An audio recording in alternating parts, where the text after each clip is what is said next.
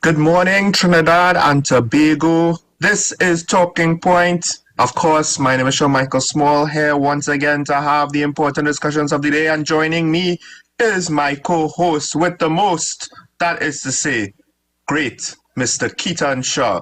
Good morning, Keaton. What a beautiful morning it is. We are, however, stuck at home this morning. We did not get to enjoy the wonderful scenery of TNT on this beautiful Monday morning.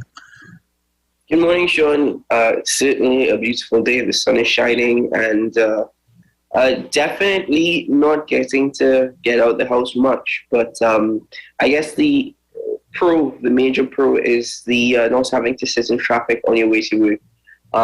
That's supposedly the only pro, but otherwise, yes, it's a very beautiful day to be outside, wherever you may be. And I think that's one of the benefits of living in the tropics. Sweet TNT. It could be heavy rains or it could be hot sunshine, and in between there's flooding. But at the end of the day, it's still a great place to be. Well, the irony, of course, is the traffic these days hasn't been as bad, with schools more or less being on hiatus, with people going on vacation. I'm sure that, well, the air bridge, what few flights that they have, has been capitalized as much as possible. Hopefully that situation gets cleared up. But I wanted to start off this Monday morning with a topic that has been quietly continuing to just bubble along under the surface of society. It's somewhat interesting, actually, because we knew it was happening, and we knew that the Scrap Iron Association was having press conference after press conference with a sense of agency that I'm not entirely sure the rest of the country appreciated. And now, in the span of maybe a week and a half, a week to 2 weeks, the situation has accelerated, I think, well beyond anything that a lot of people probably were expecting. And I'm talking, of course, with regard to the scrap iron industry. The fact that not only was a TSTT node vandalized, that is the words of the Acting Commissioner of Police, but also the fact that a WASA facility was also similarly vandalized, and it has reached the point where the government is now proposing a 6-month ban. And Keaton, we have quite a few clips coming out of this weekend, because of course people were communicating on the situation. So I have a clip of Minister Hines when he was more or less announcing the ban. So let's start off with that before we get into a couple of the other issues coming out of this situation. Proposals to stem this dangerous activity that has now found itself inside of the scrap metal trade. Because those who are in the scrap metal trade have explained painstakingly, we have an industry here, we have a business here, but there are criminals who are causing us stress. And we are prepared to regulate our affairs, and we are prepared to give information to law enforcement so that our industry will remain untouched and the criminals will be found. And we salute that. But in the meantime, the government had to act. This is saying that it will permit the Minister of Trade and Industry to make regulations to regulate those affairs, and more importantly, to amend the export list to add these metals, so that in order to export them, you will have to obtain first a license in the context of that regulation. Effectively, the government is proposing a 6-month ban on the exportation of old and scrap iron, including copper, including People Gate, including the covers on the drains and manholes around the place, including the barriers along the highway that have been put there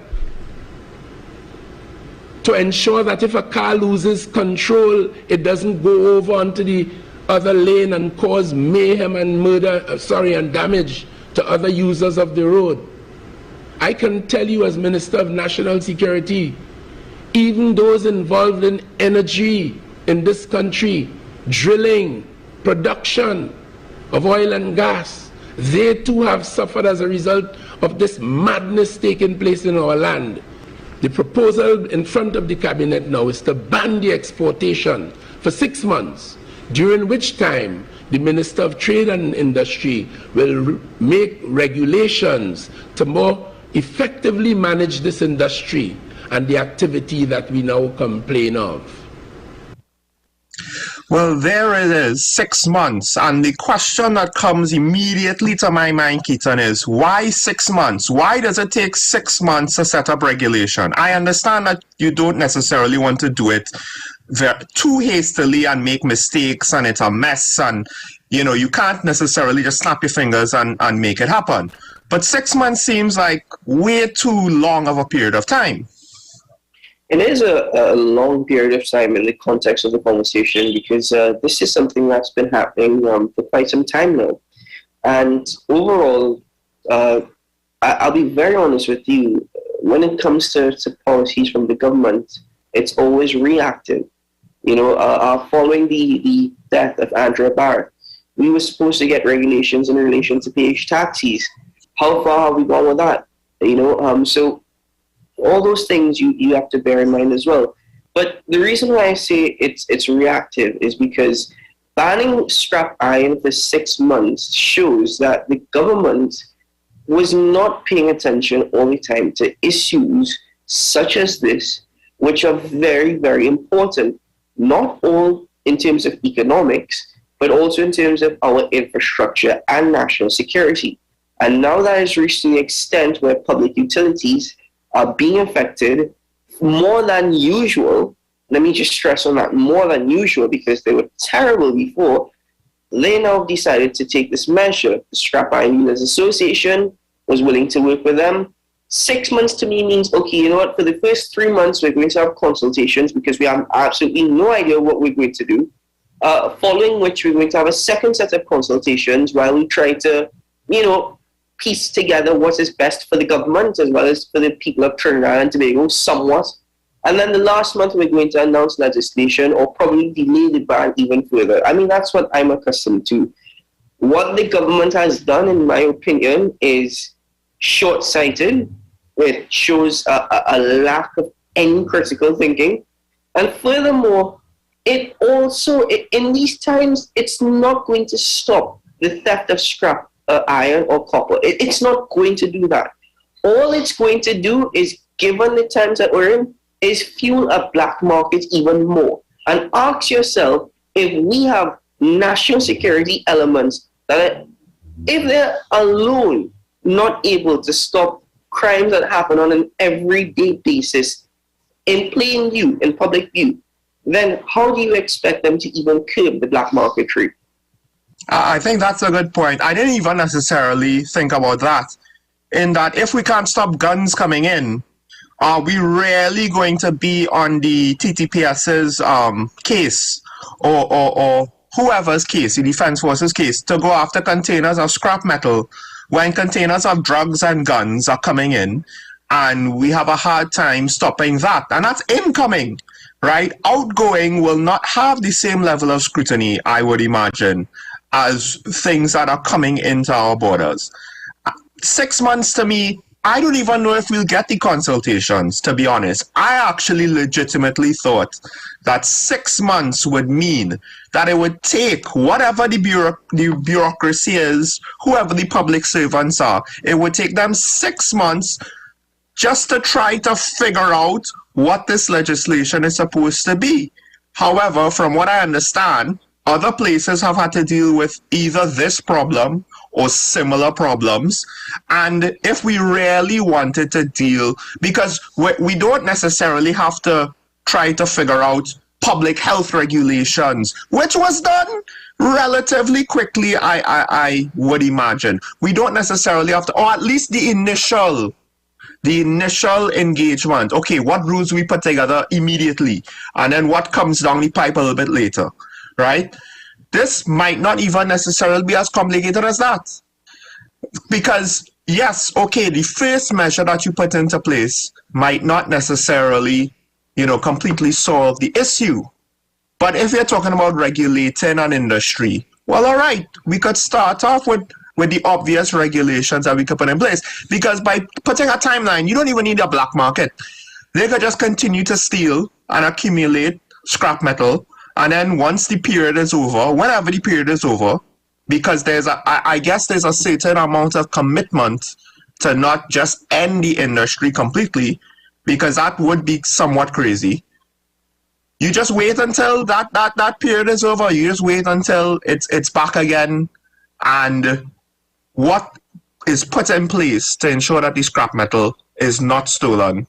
What grandfather clause do you have? Because how many scrap iron dealers will say, well, I had this here for a while, but then before I could sell it, you all said no export. I don't have documentation. It was before. It was before the regulations. Let's also put this into perspective of the Ministry of Trade and Industry, which is, if I am not mistaken, the ministry which is tasked with creating policies to regulate the industry, as mentioned by the Minister of National Security. And I always go back to one prime example. When questioned on policies that this particular ministry would implement, or at least was examining in terms of inflation here in Trinidad and Tobago, to bring some relief to deal with inflation, we were supposed to get a proposal at least a month and a half now. If not 2 months, we were supposed to get that. Where is that? And that is the thing. These are simple things that make a huge difference when you remember that we were supposed to get certain policies in the past. And that never happened. The other aspect is what's going to happen within the next 6 months with scrap iron dealers and all the microeconomies that they would have created around their businesses. Again, what you're doing is that you're not just trying to cut off trade. You're actually stifling an economic contributor to people here in Trinidad and Tobago. And everyday people cannot find jobs, right? Some people, Alan Ferguson said it. He says, listen, what it's done is that we've tried to take people off the streets. We've tried to create jobs for them, tried to give them some money legitimately. Whether or not that is entirely true, I think there are other procedures or other policies that could have been implemented in the short term that could have been more effective rather than a complete ban. But then again, as I mentioned, we tend to suffer from a lack of short-sightedness in this country. Well, so just to reiterate the point, we actually have a clip from opposition MP Rudal Munilal, where he goes into the opposition's criticism of the situation. And while I agree with him with some parts of what he had to say, I found other things that he had to say highly questionable. Let's take a look at this clip. And I say this with great respect to the Trinidad and Tobago Police Service. I blame no policeman. I certainly don't blame Mr. Jacob, the Acting Commissioner of Police. But the Trinidad and Tobago Police Service, TTPS, appears to have collapsed. That is the result of years of withholding funds to the TTPS. Gary Griffith told us as Commissioner of Police that they were cutting the budget. They cut the budget of WASA, I'll come to that just now. They cut the budget of the TTPS by over $300 million. I personally have been monitoring this matter since 2011, thereabout. When we were in office, the Scrap Iron Dealers Association came to us, identified certain problems and so on, to understand some of the issues because it involved legislative change, it involved regulations and so on. I can tell you in the 7 years they have been there, they have done absolutely nothing to regulate this industry, to deal with the scrap iron dealers, to address some of the areas in this industry that can lend itself to criminal activity. Today, the government of Trinidad and Tobago says that the scrap iron industry is critical. It employs thousands of people, low income, low wage. It generates critical foreign exchange. It is an export-driven industry because we don't have a market here for scrap iron. Everything is exported. They have admitted this, And in the next breath, I hold the next one, 6-month export ban on scrap metal. But we all know there will be no regulations, no change of law, no new regime in 6 months. If they close down, they will close down for years. This is a recipe for the criminalization of Trinidad and Tobago. So people stealing cars, we should ban all these companies from selling cars because it's being stolen. You can't think like that. That is reactionary. I mean, this is downright stupid to think that way. So the Trinidad and Tobago Police Service has collapsed. The job of the police is to police. That is their job. The country cannot ban every sector because people stealing things. We need to introduce regulations for that sector immediately so that the sector can blossom, but in a regulated context. So I agree with what opposition MP had to say. I agree with the need for regulation. I agree with 6 months. I wonder if it will be done in 6 months. I agree with if government can say it's critical and then say, well, it could take half a year off that we know of, that's declared, that's intentional. But then he said a couple of things. One, if the police service has collapsed, how could we then rely on the police service to solve the problem? Because he's saying the police have to police, but they collapsed. So it's either they collapse or they could do the job. I don't really see how they, both things could really be true. If they collapse, how could we depend on them to solve this issue that has now reached Ministry of Works and Transport, steel beams, millions of dollars. That's where it's reached. The other thing is this. He said he was monitoring the situation from 2011. And then he goes on to blame the government that they haven't done anything for 7 years. But by his own words, he was aware of the situation for 4 years before the current administration came into power. So I have to ask, why should we just allow him to pass the buck on? He didn't say anything to account for why his administration was not able, or the administration he was a part of, was unable to deal with the problem in the 4 years that he was monitoring it before they lost the subsequent election. So I get it. 7 years, yes, the problem has existed. You don't even have to blame the government for 7 years. You could blame the government for the last 4 months, where the Scrap Iron Dealers Association has been pleading publicly for some sort of resolution to the situation. But if it existed since 2011, I kind of don't see the justification of pot calling the kettle black. You did the same thing. Am I incorrect in that thought process, Keaton?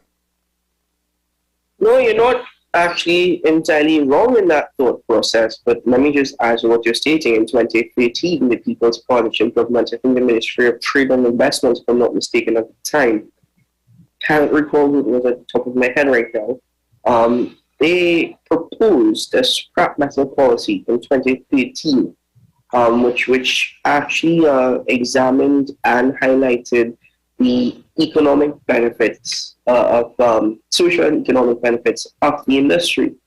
To the extent of which that policy is now applicable, or to the extent it's been revised by the government, I can't tell you the last time I've actually heard of it, except back in 2013. Now, also, you're right in everything that you stated. First of all, I wouldn't go as far as to say that the police service has collapsed. We still have a police service, we still have a body and an entity that exists. However, the extent that policing is needed in TNT, we do not see. For such a small nation, the level of policing we need it's amazing, to be honest with you. And probably that's describing it very lightly. But we do not actually see the level of policing that we need. Adding to that, the TTPS resources are so stretched and so thinned that it's going to be very difficult for them. I don't know under what branch of the TTPS you would propose for them to investigate this, whether or not it's just standard crimes that, or if you're going to create a special service, a special branch such as the pre-lost unit. If you're going to have a copper theft or scrap metals unit of the TTPS, I don't know, but they're so finely stretched that it's difficult at this point in time to see how the TTPS can come to the public and say, well, we are effectively examining this and we're investigating it and we'll bring you updates.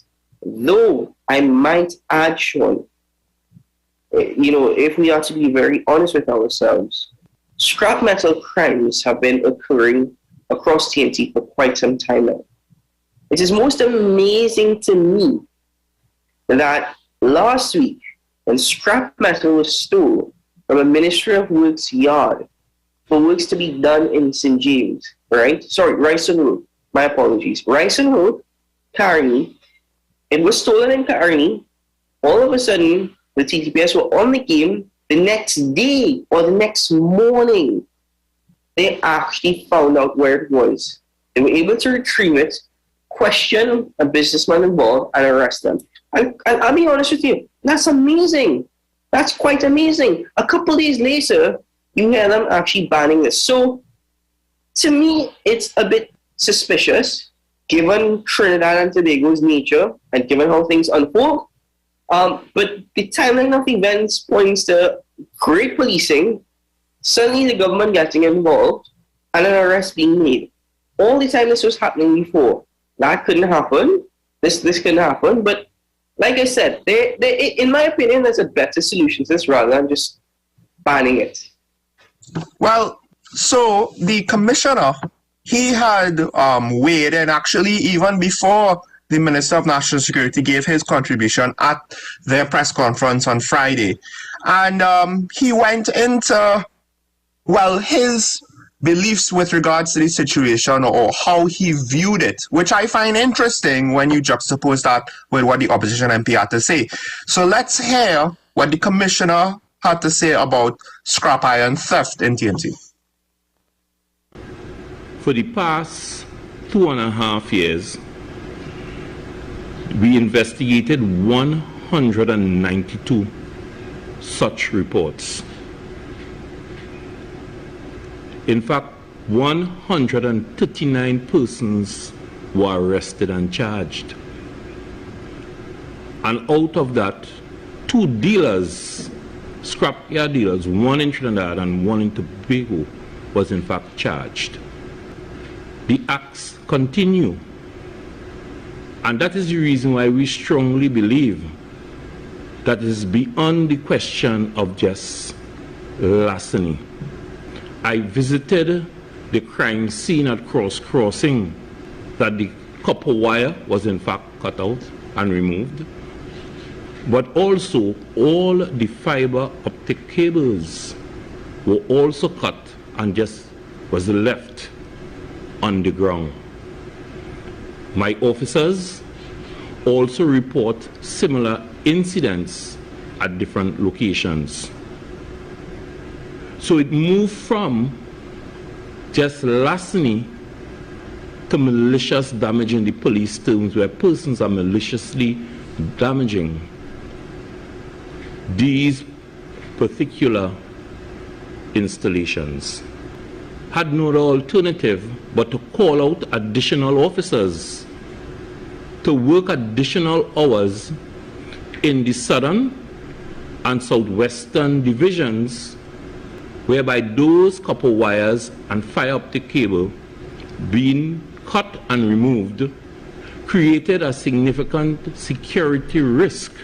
In fact, we had to implement an emergency plan to deal with the situation as it relates to those 2 divisions. We have decided to offer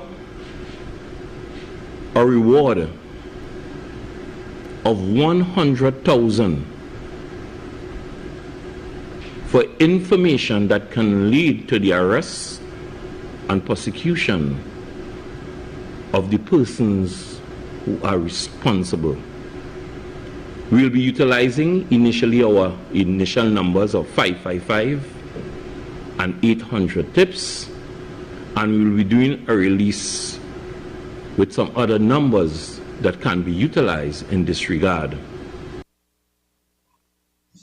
So I have yet to see a new release with regards to the details on that offered reward for this situation. However, I do think it was interesting that the commissioner is basically pointing towards, and the Minister of National Security, he also mentioned it as well.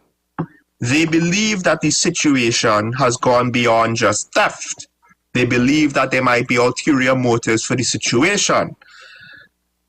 Now, I don't necessarily want to just jump on that bandwagon just yet.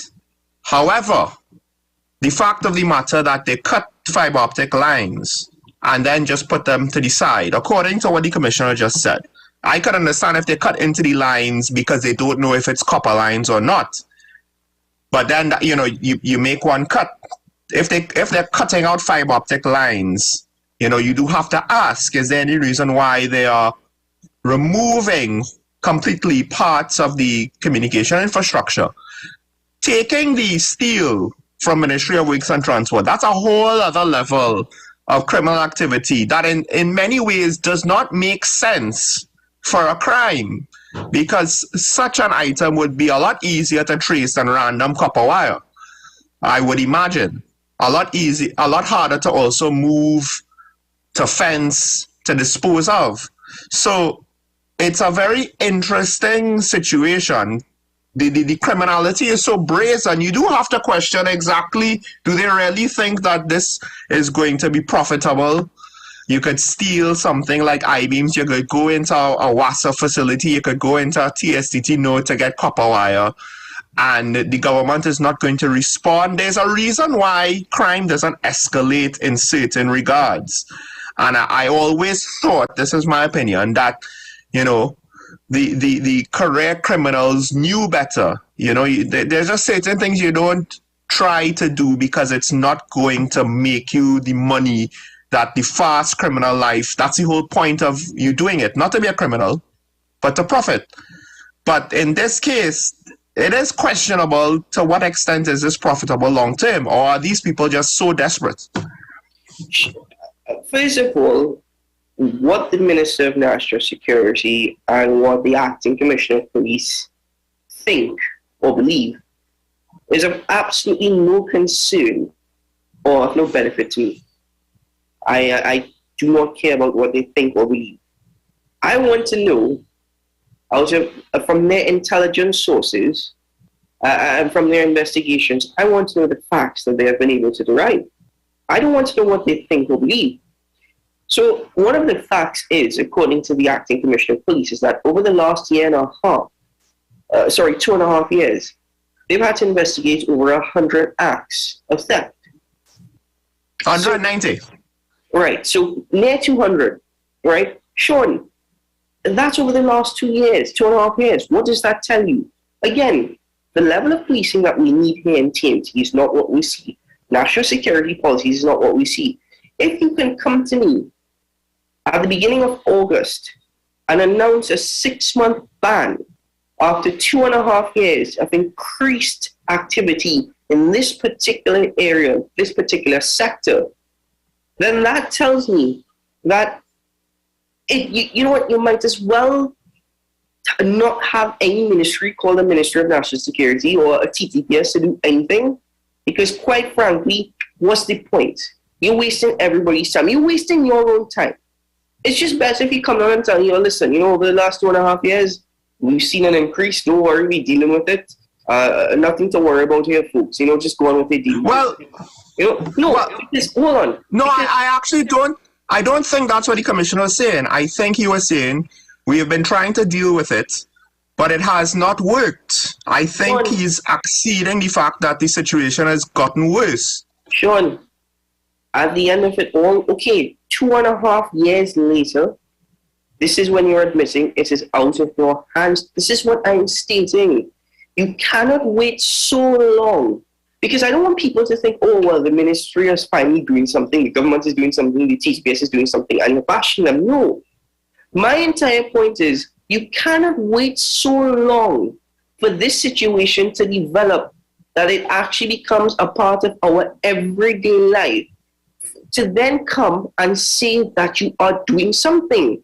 For the Minister of National Security to come and speak in the manner in which he did, which we've grown so accustomed to, where he speaks with such great confidence, where he speaks affirmingly, where he speaks with a surety, while this is not going to actually give us any sort of any great result in the end, except consultation after consultation over 6 months. Listen, as far as I'm concerned, I'm not entirely sure what other countries do around the world, but I do know that the United Kingdom, they've actually stated for scrap iron dealers, listen, before you purchase any scrap metals at all, you actually need to have a secured log in which you take the purchaser, right? Whoever you're purchasing it from, you have to take their details. You have to take their name. You have to verify their address. You need to get a copy of their national identification. You need to have all that in your log, because we will come and we will examine, we will investigate. And if we see any shortcomings, you're banned. That's it, you're done. And furthermore, you cannot purchase any scrap or any metals in cash. Now, in TNT, that might be a bit difficult, considering that almost 1/3 of our population is unbanked. They don't have bank accounts. But in the United Kingdom, that's what they've done. And it's working. It's actually helping the situation. Here in TNT, well, let's plan it for 6 months, and we'll come back to you with some policies which might never happen. And that, to me, is the issue I have with the government's position. There's a whole Commonwealth whose judicial system or justice system, legal system is based off of the same system ours is based off of. It should not be that hard. We did it for COVID. What is everybody else doing? Okay, let's put a version of that legislation. Let's not try to reinvent the wheel. I don't know why we need 6 months to try to reinvent the wheel. I'll just say this though. In the last 2 years, I can't remember all of these specific situations, but I mean, there is with regards to the public health regulations. And then every single other issue that has come up, somehow or the other, we basically say, well, we'll ask the TTPS to deal with that. With the schools, well, we'll ask for police officers to go into the schools. Every time we make these requests, we don't actually increase the size of the TTPS. We don't increase their budget.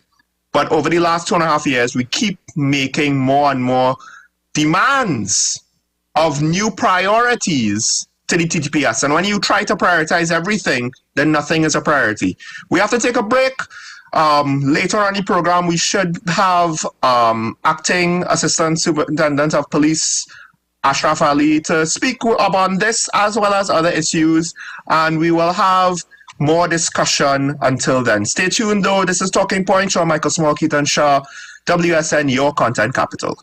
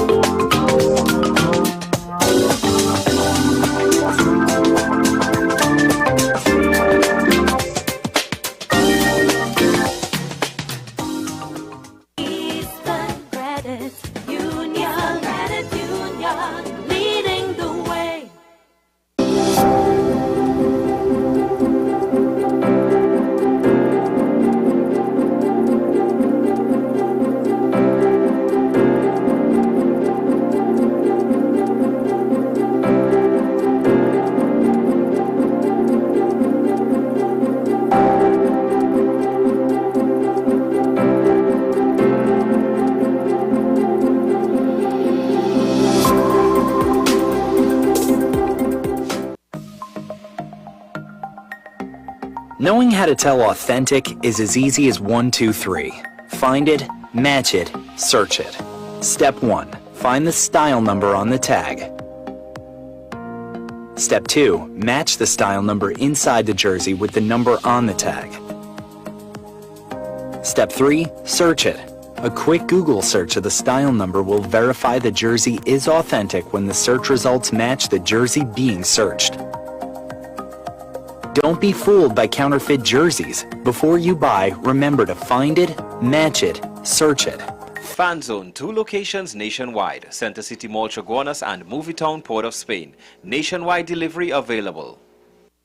The best for your baby is at thebesttoys.com. From the best strollers, car seats, baby carriers, high chairs, booster seats, rockers, jumpers and bouncers, walkers, baby blankets, feeding accessories, bathtubs.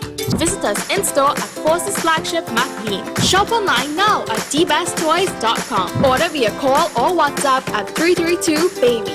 And remember, we have the best toys at the best prices. Get ready for an explosion of music an August evening at La Jolla Auditorium, featuring Leandra, Tricanal, David Baru and Marva, Nathaniel, and from Tobago, John Arnold and Lynette Lewis. August 20th, $250. La Jolla Auditorium from 6 p.m. For more info, call 747-4289 or 262-2584.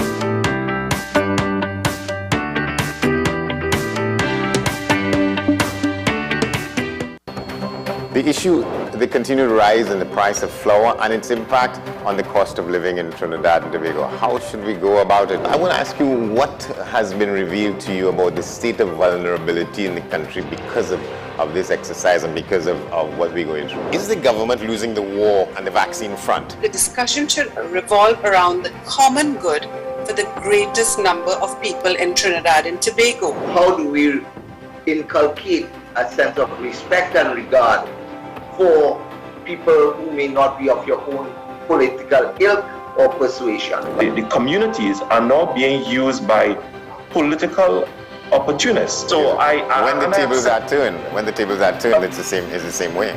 Okay, this has been 10 questions. I'm Andy Johnson, and we'll see you next time. Join me, Sule A. Joseph, as I delve into the day-to-day psychological issues plaguing our society. We will discuss behaviors that encompass the biological influences, social pressures, and environmental factors that affect how you think, act, and feel. Site, Thursdays at 11 a.m. only on WESN, Content Capital. Let your voice be heard. Call Madam Fix It on WESN, the only place that effectively helps you with your woes. Having problems getting onto government agencies, water woes, NIS and pension problems, potholes, and much, much more. Call me, Madam Fix It, every Monday, Wednesday, and Friday, right here on WESN. Let me fix it for you.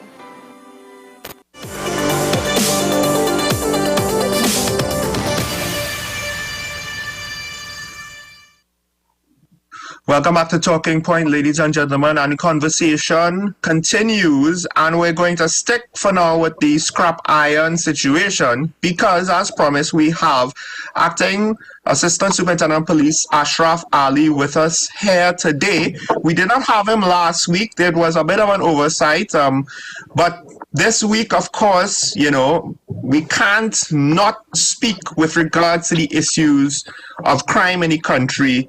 It has become one of the biggest situations right now, and this scrap iron situation has become potentially on the front burner. Some people might not necessarily understand it, ASP Ali. They might not understand how easy it is for these crimes to take place.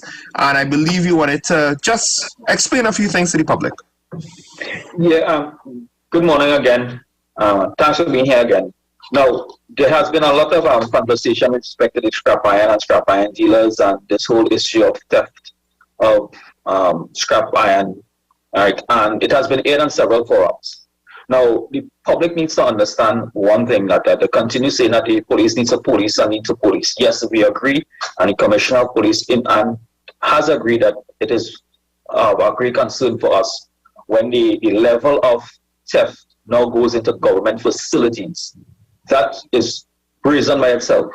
So the whole level changing when it comes to this, because of the fact that it's basic economics, supply and demand. The demand for the scrap iron is very high, right? And they have good return on the investments. But what I want the public to understand, under the Old Metals and Marine Stores Act, Chapter 8407, that's the act that governs the scrap iron dealerships.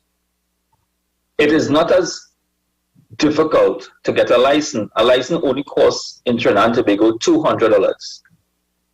And the requirements are very simple. All the applicant has to do is make an application to the magistrate court within the district, supply the name, the address where the business is located,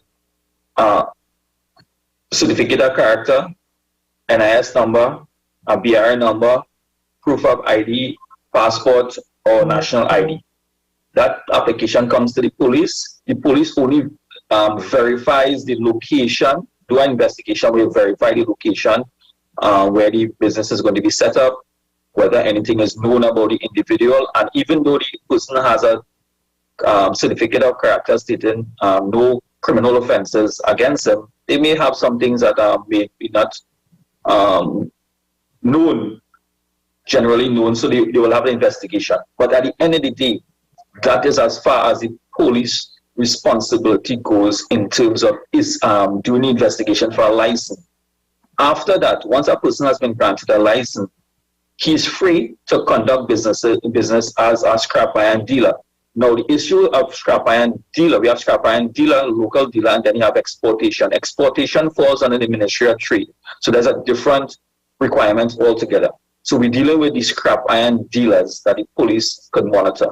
Now, any constable in Trinidad and Tobago has the authority to enter these premises, and the persons who are registered licensed dealers supposed to have books and registers, making an account of everything that they have, and how it come in, how much you pay for it, and all of those things. And if it is that a police officer is of the opinion that the items on your premise is that of stolen items, then you have to answer. You will have to give an account how you get in possession of all of that. But the act itself, the fee, if you commit an offense, is only about $1,000 fine. In some situation, might be $15,000. It all depends on the offense. But really and truly, when you look at the fine, how much information, the evidence you have to prove that we have to prove that these items that the person have was illegally obtained.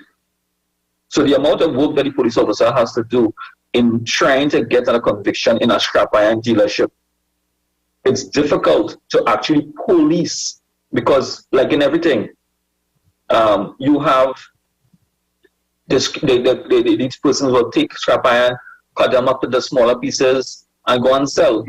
Right? So it's not to say that they're going with a whole engine block and going to sell.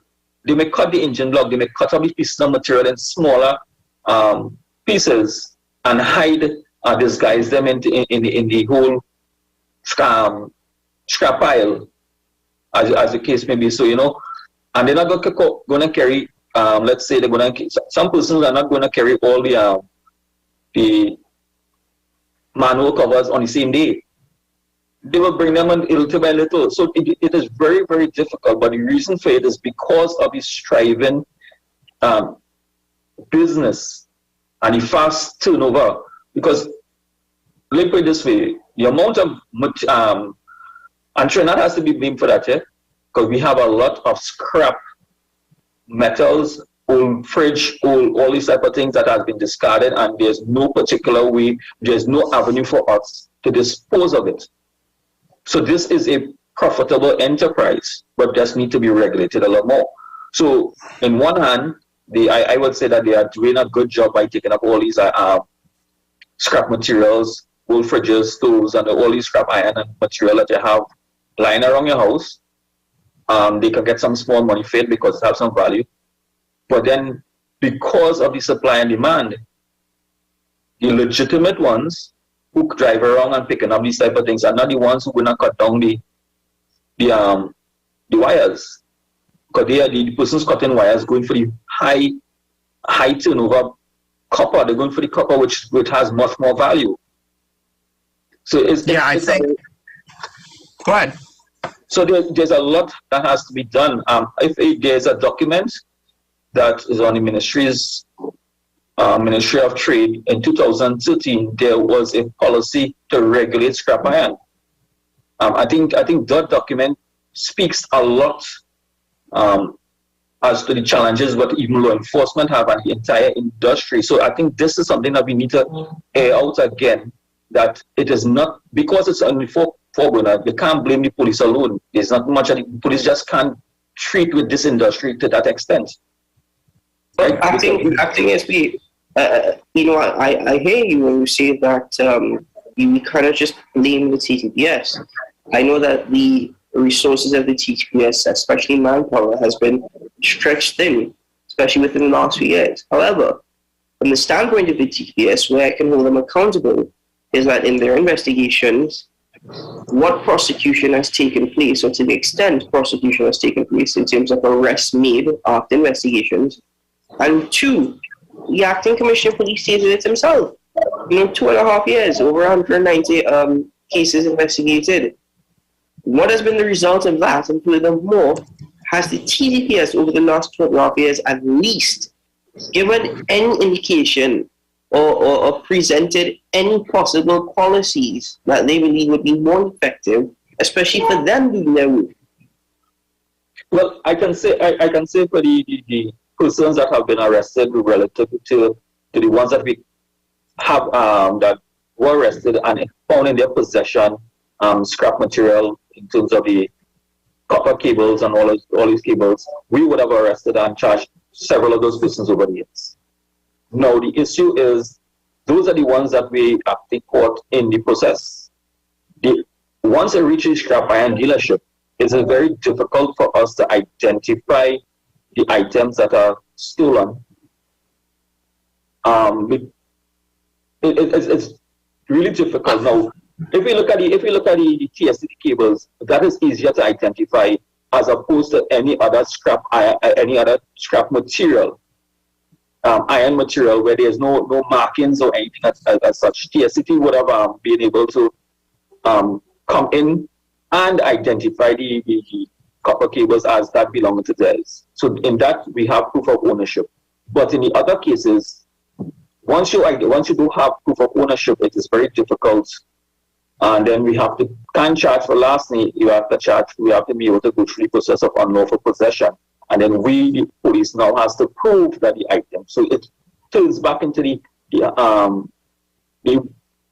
onus changes from the accused to the police, the accusers, that we now have to prove that those items were stolen. So yeah, so it's a question of evidence, right? Yeah. You could know that, you could suspect and you could know that the items are stolen, but the evidence to prove criminally would be difficult, because at the end of the day, you could chop it up, you could process it down. It doesn't have to look the same. It's not like a car. So it's similar to a chop shop for a car. Once a car in a chop shop gets chopped up, trying to prove that is the car stolen becomes a lot more difficult than if the car was in one piece. Yes, it is. And the level of investigation to prove that, we may end up having to go forensics. It's a forensics evidence base. The question is, are we capable of pushing it all the way to the forensics evidence base for this purpose? And based on what you said, it's basically limited to $1,000 or $1,500 or whatever, a minor fine, right? Do serious prison terms, do they get applied to people found guilty in these cases, or not really? It all depends on the circumstances. You would have seen recently where the persons who would have been arrested and charged for the cutting of the cables, they got some fines and some hefty charges. Now, those are the persons that was found in possession of those copper TST cables. Now, the other individuals, it's difficult, right, to identify where they would have gotten those other items. Well, I have a question, just to expand a little bit. We know, of course, that gangs get involved in whatever criminal activity that they could find to make a profit. I believe it has been floating around that gangs are involved in illegal quarrying. Are gangs also involved in the scrap iron trade, or is this separate and apart from gang activity? At least is there any evidence from the investigations that would have been completed to suggest that gangs are now infiltrating in the scrap iron industry? I would say I want to say be very cautious with it. But at the end of the day, any opportunity that is there for individuals to do illegal activities for profits, they would venture into it. We know gangs who do anything legal, they more or less do other illegal things. So this is a valuable and profitable enterprise, and I wouldn't put it past anybody. But we don't have any evidence to substantiate that there are specific gangs involved in the theft of metals. But there are a lot of persons maybe associated with a lot of with gangs that in different gangs might be involved in it because of the lucrative business and the easy to and the fast turnover. That's the thing. Has TTDS investigations gone beyond just the individual who is probably the perpetrator or the culprit of the crime? Have they actually looked at the individual's background or to see if that individual is part of an expanded network? Because to the extent that we're seeing these crimes taking place now, I know you have to be precautious on what you're stating, but at the same time, I'm trying to understand exactly what does this investigation entail? What does it mean? Does it mean, okay, we caught you with stolen metal, scrap metal or copper? Listen, if you can't verify where that came from or who you're selling it to, you're arrested because we have reasonable suspicion that you have stolen this. Is that just to the extent? Because, I mean, it goes beyond that now if we're banning the entire industry for 6 months, or at least the export for 6 months. And that is so true. So the investigation would culminate in the first level of the investigation. I would say culminate in the arrest and charge of the individual before the court.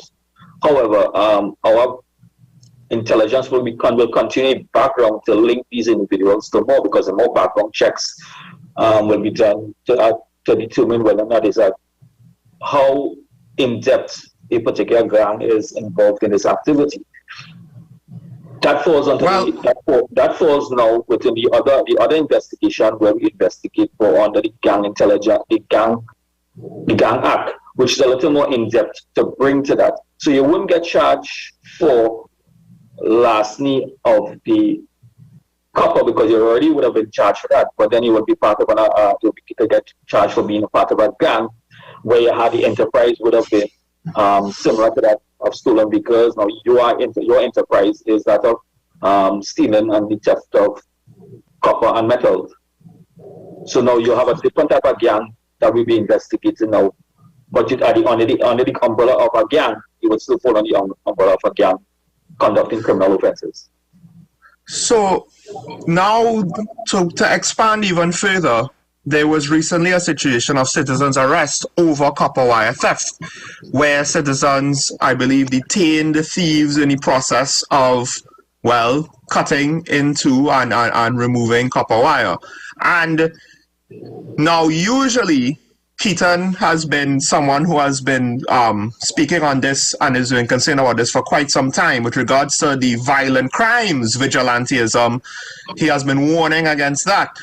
Ironically, of course, now one of these situations where we see citizens taking initiatives, for better or worse, is with this situation here, with the theft of copper wire.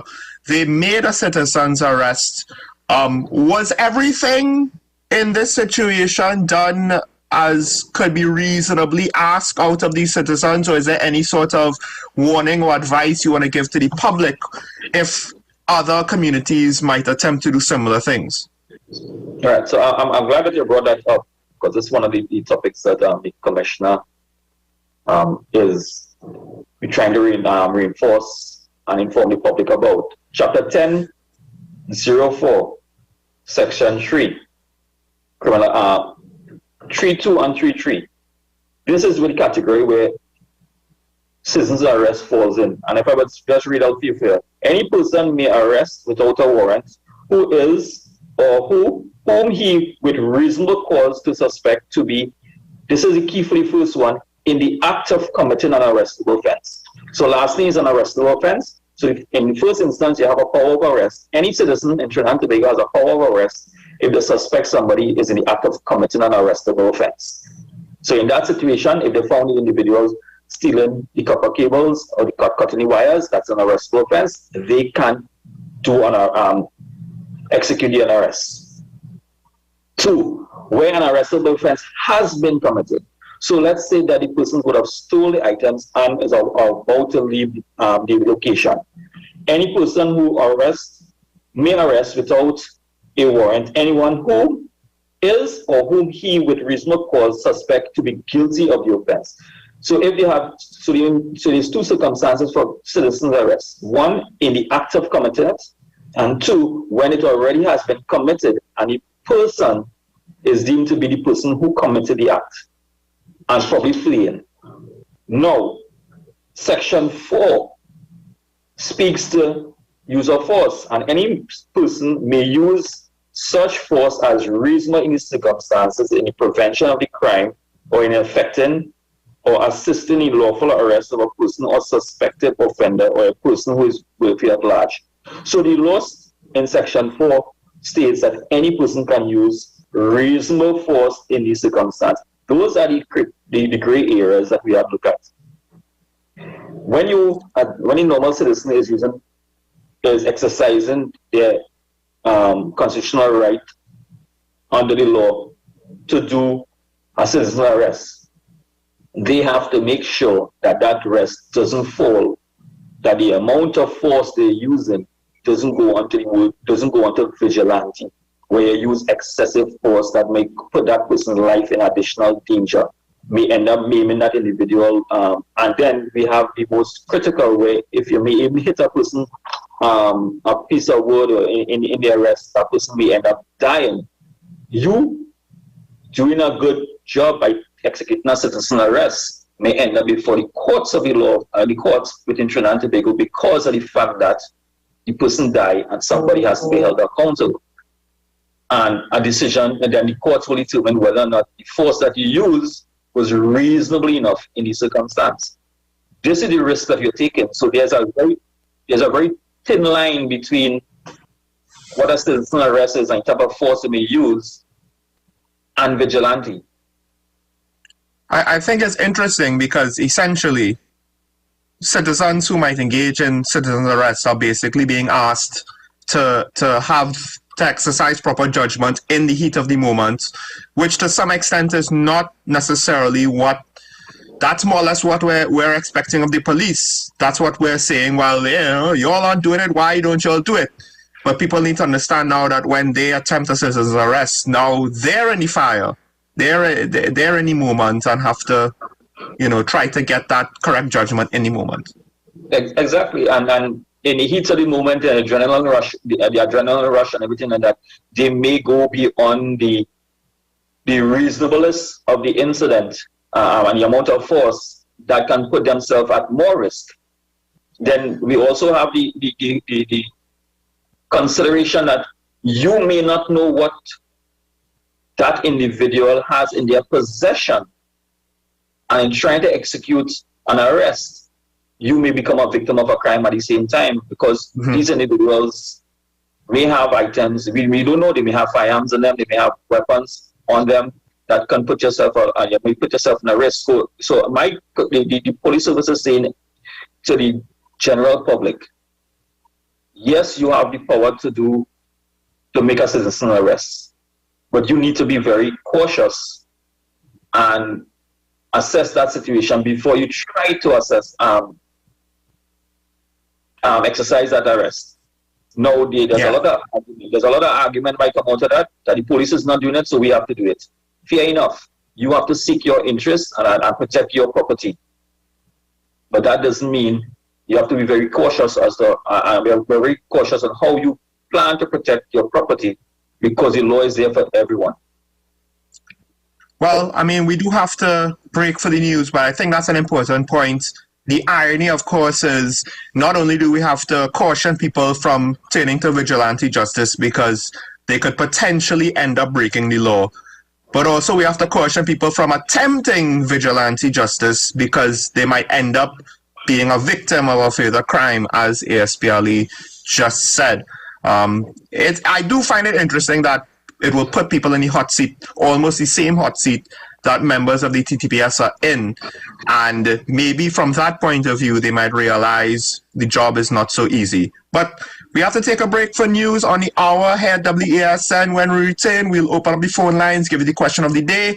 Of course, ASPLE, I hope, will be able to stay on for questions if you have anything on this. Or we don't have to talk about scrap. I know we talk about scrap for the whole day, but you can bring up something else when we return on Talking Points on your content capital, WESN.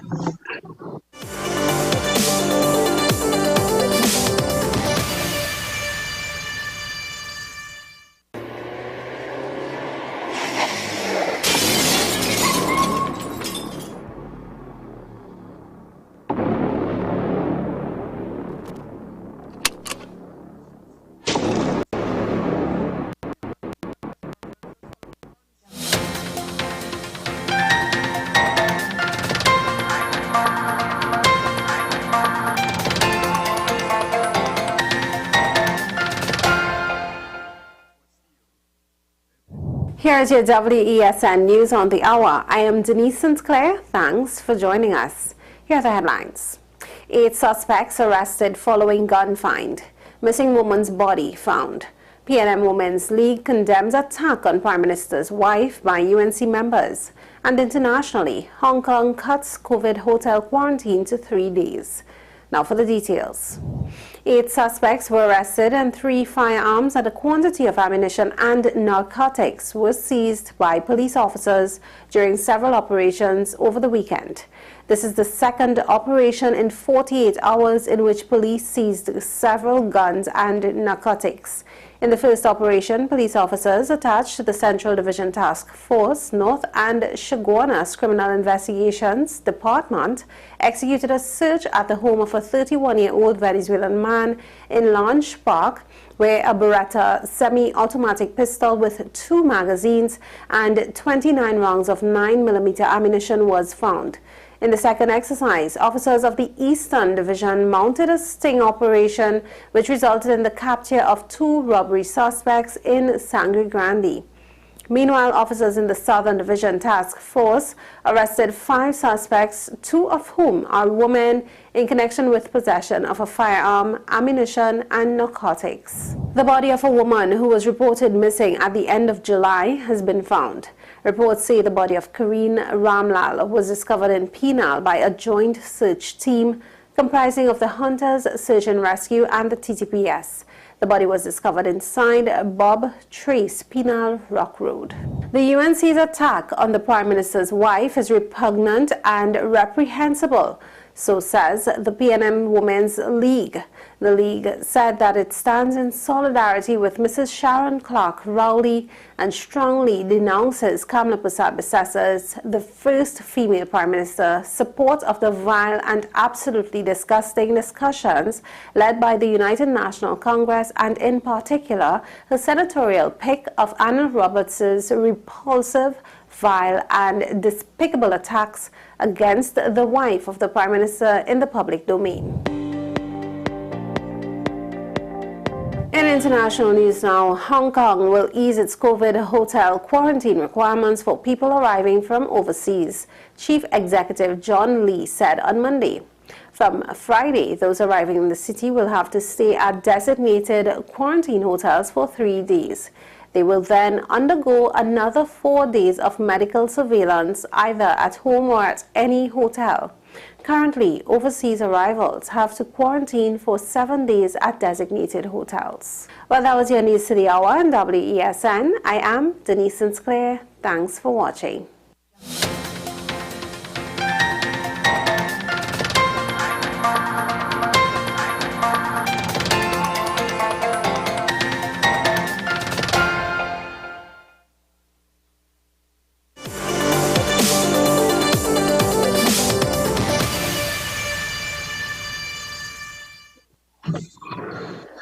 Welcome back to Talking Point, ladies and gentlemen. Of course, this is the time where we take your calls. We want to hear from the viewer. I know we spoke more or less about the scrap iron situation for the entire morning. However, you don't have to limit yourself to that.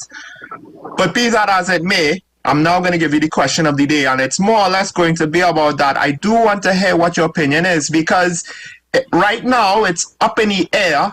I don't necessarily want to go with the speculation and the conspiracy theories, but I'd like to hear what you have to say about it. Do you think the acts that have damaged national infrastructure are merely acts of larceny, or do they have other motivations behind them? What is your opinion? And I'd like to emphasize, folks, that this is going to be about opinions. We're not necessarily going, unless somebody has a piece of evidence that they could offer up, it's going to be about opinions, but that's what we want to hear about this situation. But you're not limited to this. You can speak about anything else. Call in. The number should be up on your screen. We'd like to hear from you. Hear your feedback. Hear your feedback on our commentary on our politicians and their messaging this morning, because I have to admit, this situation again, I think, is a race to the bottom to see, who could be worse. I'm not necessarily inspired by either the government or the opposition this time. But be that as it may, they're who we got and they're who we have to live with. You mentioned whether or not it's acts of vandalism. And I think any crime in which you are, at least the extent that we've seen, that you're deliberately cutting these wires in itself. Now, maybe there's a legal definition of vandalism, and maybe some of these crimes fall within it, fall out of it. I don't know if the acting ASP could probably help us on that. But in terms of vandalism itself, we have a bunch of stupid criminals out there showing that regardless of such, maybe it may not be vandalism. It's just stupidity on their part, and they don't care. They really, really don't care. So to say it's deliberate vandalism might be giving them credit. And I agree, because when you have a level of vandalism will be targeted toward a particular organization, or there's a specific intent for vandalism. There's a specific objective that vandalism wants to achieve. These are not objectives, and these are just profit. This is just theft for making money. That's all. They're just thieving the items, and because the return on investment is high, any opportunity they see that they can get scrap iron material, anything like that, they are going. So whether it's a government facility or otherwise, once the opportunity is there for them to take advantage of thieving the items, they would. So I don't think it's a direct vandalism specifically, but just opportunities where once it's scrap iron and metals and it's available, an opportunity presents itself, targets. Those are the targets. Well, Director, do we have a caller on the line?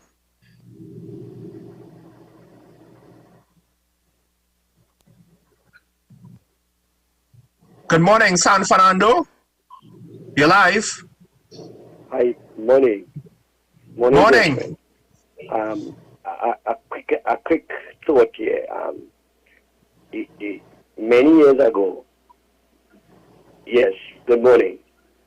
Yeah, many years ago, the Borough Council, the regional corporation, would send round trucks. They would pass before and tell people who have old fridge, old stove, all those kinds of things to put it outside.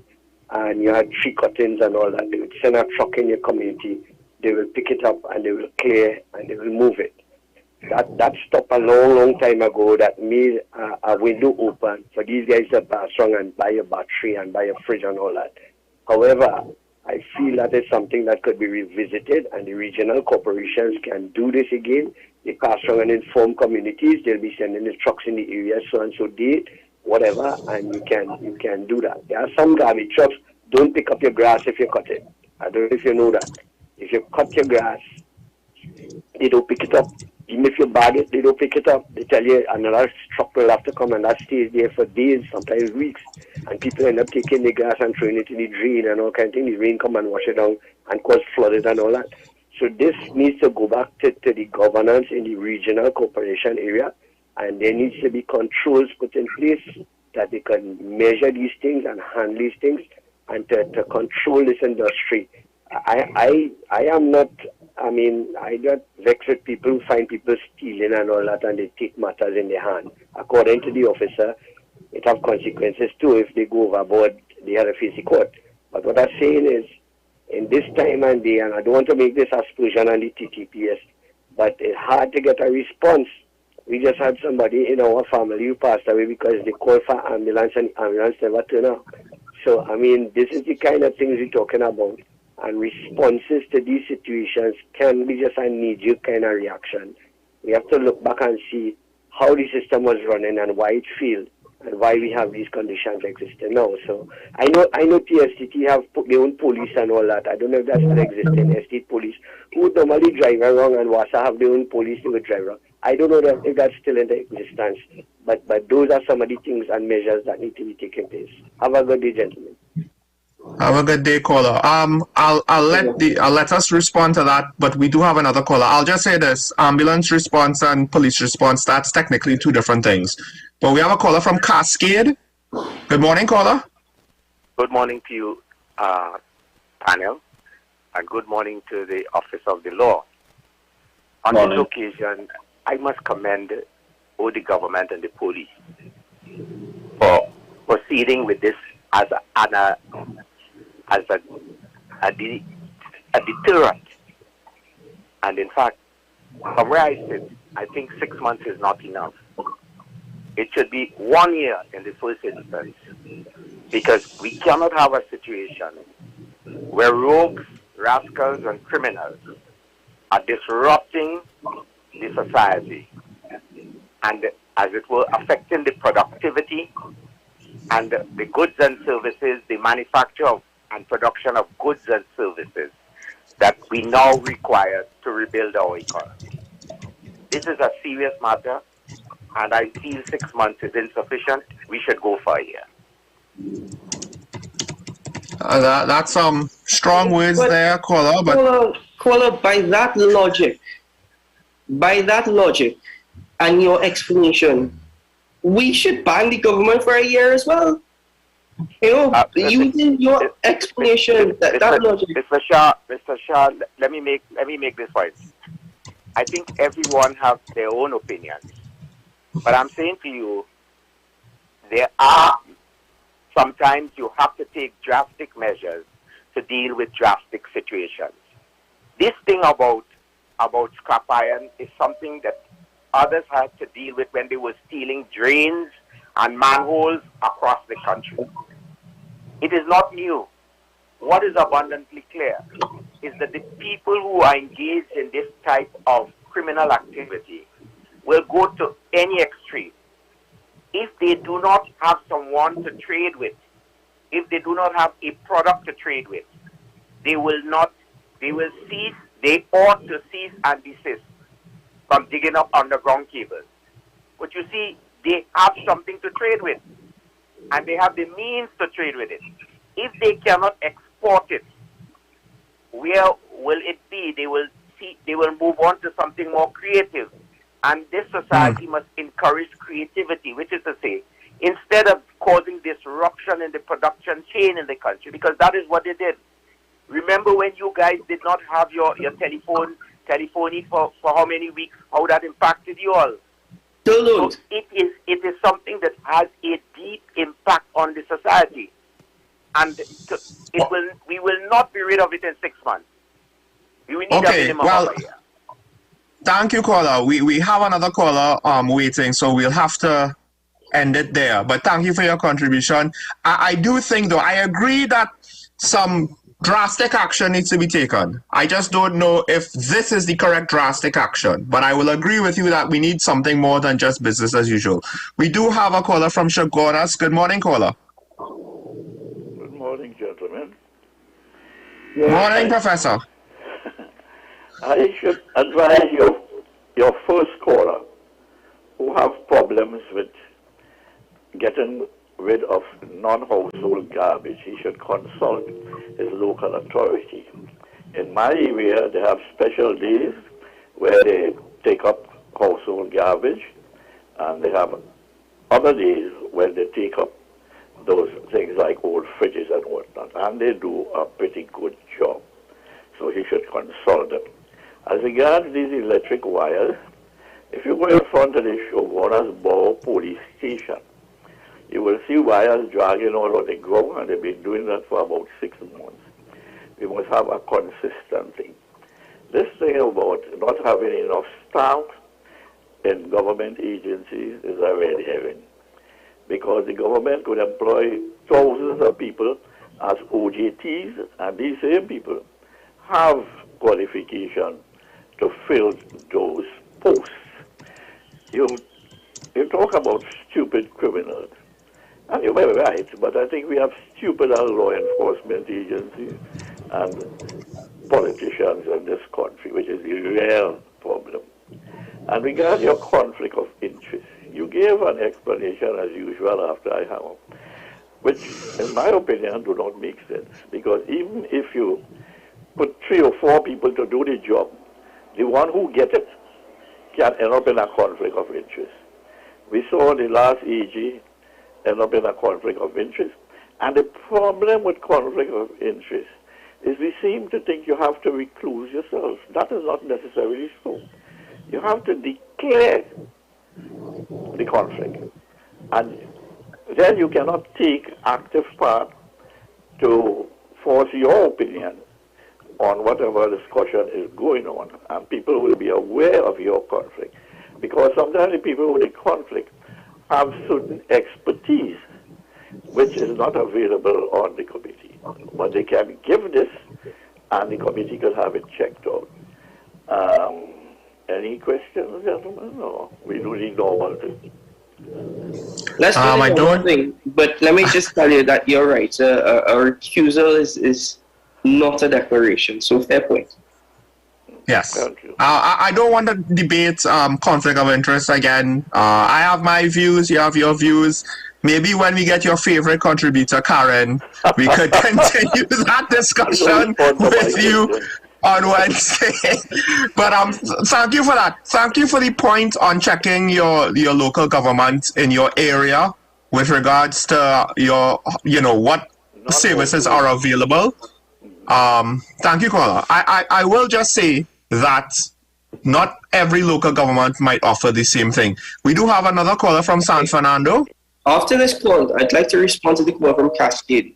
Okay, looks like we lost that caller. So, Keaton, you could go ahead with the call to respond. The caller from Cascade. I'm not saying that I disagree with you in terms of creative minds and creative industries. I think you've made some very valuable points. I have a call from Cascade. You're right. Everybody has their opinion. And in my opinion, again, using your same logic, first of all, by that logic, we banned the government for a year. But furthermore, you also need to understand that you're stating that by doing this, we're not giving them avenues. So, I mean, if your voice is very familiar to me, I think I know who you are. You sat in an office once where you probably had to deal with instances of this. It is not going to stop it. What it is going to do is only fuel black market trade even more. So if you think for a moment over the next 6 months that we are going to see a reduction, if we do see a reduction, I will be the first person to say, okay, it worked, I'm wrong. But did we have a similar situation with gambling? Where gambling went to underground? What happened with that? Because on Stradbroke Road, you still see way taking place. Right? You still see way taking place. So, caller from Cascade, I hear you. But don't be fooled or don't fall for this 6-month ban in which we're praising the government and the Minister of National Security. If it works, okay, I am wrong. I'll admit it. But given our history and given the context, no, the black market is just going to explode. And if you think that these criminals don't have a means of getting scrap out of the country and cash in, I mean, come on, sir, you're better than that. You're more knowledgeable than that. Meanwhile, 20,000 estimated jobs are potentially on the line. I'm not too sure how accurate that estimation is, but that is the risk, the concerns that it will add more people seeking to conduct criminal activity. How many of those individuals are already involved in the criminal side of the scrap iron situation? We don't necessarily know. But I want to just bring in ASP Ali here. Of course, the police got a little bit of criticism again from some of our callers.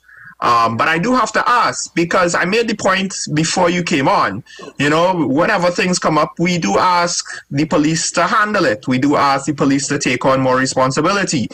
Public health regulations, police need to do more patrols. School violence, police need to have more of a presence. Hot spots with murders, well, we need the police to patrol more. We need the police to be more visibly present in all of the various hot spots, the potential dumping ground of bodies, what have you. I don't even know if we have enough for highway patrol with regards to drunk driving anymore. We've reached a point where, have we overextended the police? Can the police treat with the situation and clamp it down? Because some people seem to think, well, as the opposition MP said, that's just the solution. Is that really feasible in this case, or are we just asking too much of the police service? Well, I want to say this: the issue with the scrap iron is not with the ban. The ban only deals with one aspect of it. My question is the ban deals with the exportation of scrap iron. Does it say that all scrap iron dealership has been stopped or closed for the next 6 months? I don't know. But at the end of the day, there will have the persons who will, during the 6 months period, who will in fact do the hoarding, right, because of the unregistered number of scrap iron locations in Trinidad and Tobago. So everybody in the back of the house, they might have a lot of scrap iron. They're collecting scrap iron and they put down empty piece of lot of land, some space behind the house. They're just collecting scrap iron and put it in. As soon as the ban finish, all these illegal scrap iron still will go back to the dealership for exportation. So it is not about, right now we're only treating with the exportation, but the fact of the matter, the exporters are not the ones who are coming on the streets and taking and stealing the scrap iron, right? Because of the fact that these criminal enterprise, these persons find the return on the return is high, so they easily just go and keep these items and sell it. Well, we have a caller. Sorry, go ahead. Yeah, sorry about that, but we have a caller waiting from Diego Martin. Good morning, caller. Hi guys, surprise, surprise, good morning, thank you. Thanks Scientists for Technology, for the two of you all at home. So, Fitzgerald Hindsight forgot to eat a thesaurus that day because scrap iron dealers have painstakingly, he said, explained, which means in a conscientious and diligent manner, they've done painstaking research over years. And guess what? Government had to act when? As always, when the gobar hits the flipping fan. For heaven's sake. His famous line, criminals creep up on you. He probably still has dirty water in his eyes and ears from I don't know how many years ago because he doesn't know a damn thing. He gets information from papers. He should have been watching Content Capital and even heard how long your Claxton Bay Mr. Fisherman has been talking about this. He doesn't know. Yes. Oh, no. Oh, caller from Diego Martin, you on a roll there, but I think we lost something happened to our phone. Well, listen, we have a couple of minutes left. If you could call back in and finish your point, please do so. I'm not entirely sure what happened there, but we have a couple of minutes left. If you could call back in. But yeah, but you heard what you said there. She quoted the Minister of National Security, criminals creep up on you. And it seems as though it's the same thing with the Minister of National Security and the Acting Commissioner of Police. It seems as though it creeps up on them as well, because it goes back to what I've stated before. Where is the proactive measures? Where is the intelligence? You know, where are the facts that you're informing us of the public? No, you can't come and tell me all these things 2.5 years later. You know, I could understand if last year we've seen that we need to act now, but 2.5 years, no. It seems as though policy creeps us on the citizens as well because the government just have not one clue of what to do. I am of the opinion that this is beyond the situation, or the problem is beyond the TTPS. The real solution here, so the failing here, is to not regulate this industry properly from years ago, right? Now, technically, both the government and the opposition are guilty of that, but right now, the government is the government. And they have had active warnings for the last, if not couple of years, couple of months. And if you're asking for 6 months to get a regulation solution in, well, you had close to that time, if not that time, where scrap iron dealers were basically begging and pleading for something to be put into place. You had the time. The request was made of you. They claimed to have been following the request, but they didn't act on it. Sean Stuart Young, the Minister of Energy and Energy Affairs, or Energy Industries, he indicated and he acknowledged the work of the Scrap Iron Dealers Association. And I think there were recommendations that had to be submitted to Cabinet by July 27th, and it seems as though this is the one that they're going ahead with because we didn't have any other recommendations. But the mere fact that the Scrap Iron Dealers Association could speak to the public more, and the mere fact that they're willing to actually put out certain practices and policies, regardless of if it's watered down, the mere fact that they are willing to come and make those proposals to the public and inform the public against the backdrop of a Ministry of National Security or an acting commissioner of police who stated that for the better part of 3 years we've been dealing with this, then you have to wonder who are really the ones that are making a concerted effort, who are really the ones that have a responsibility greater than just any single individual or any single body doing, work for the greater benefits of Trinidad and Tobago. I mean, come on. It is very, very frustrating, and it's sad that we have such independent bodies working harder or coming up with more proposals, regardless of how weak they may be, as compared to a government and an entire Ministry of National Security. Well, I mean, we're more or less out of time for the show, so sorry, caller. If you call back, we wouldn't have any more time left to take your call. I will just say this, though. Interesting enough, as the government is alluding to other motivations with regards to the acts against infrastructure and state entities, I will just say this. The Scrap Iron Dealers Association brought up the fact that the Petrotrin deal was big business that might have bypassed all of the established scrap metal dealers. And that was one of his original concerns as well. So I do have to wonder. And we also did ask the question, how is it that TSCT did not seem to necessarily care as much about copper cable theft until all of a sudden it hit home with regards to their services and it costed them an estimated $1 million in losses last weekend. Then it became a big deal. Sean, if in the next 6 months you see something taking place with Petrotrin, don't be surprised. So, I mean, that's something to look out for. But we have to end the conversation there. ASP Ali, thank you once again for being with us. I don't know if you have any closing remarks for the public in these dangerous times. We as much as we talk about scrap iron, we do have to just remind people, yes, the murder rate is still what it is. And violence is something that we do have to be very, very, very careful against. I just want to tell the public, as I just warned earlier about the thin line between a citizen arrest and vigilante and what can happen. And in our current situation, when you are venturing outside, I mean, be a lot more self-aware of your locations and the areas that you are going. You know, we have some issues with the number of stolen vehicles in the area. So if your vehicle falls in the category of what the criminals like to thief, be a little more self-aware, please.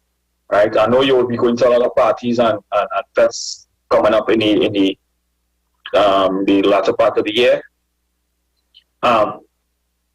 Make sure that if you don't have to carry a vehicle, carpool, pay for taxi service to go to your fete, enjoy yourself, and reach back home safely.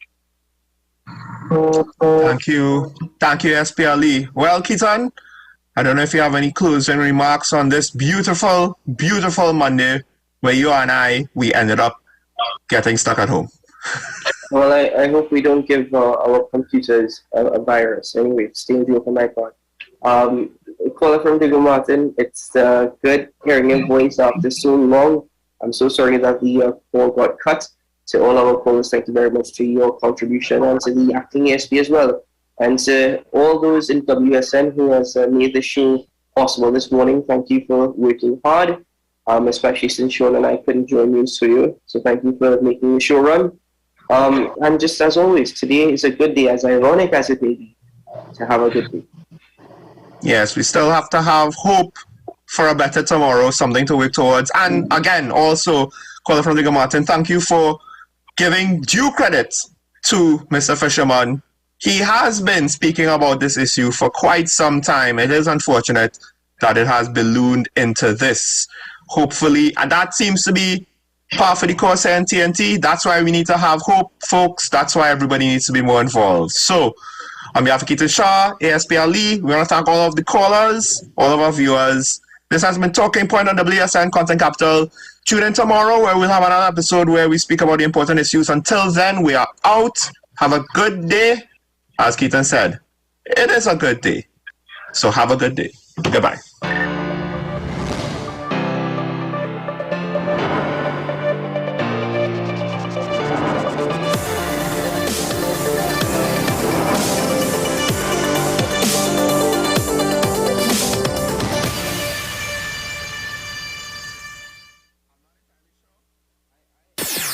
WESN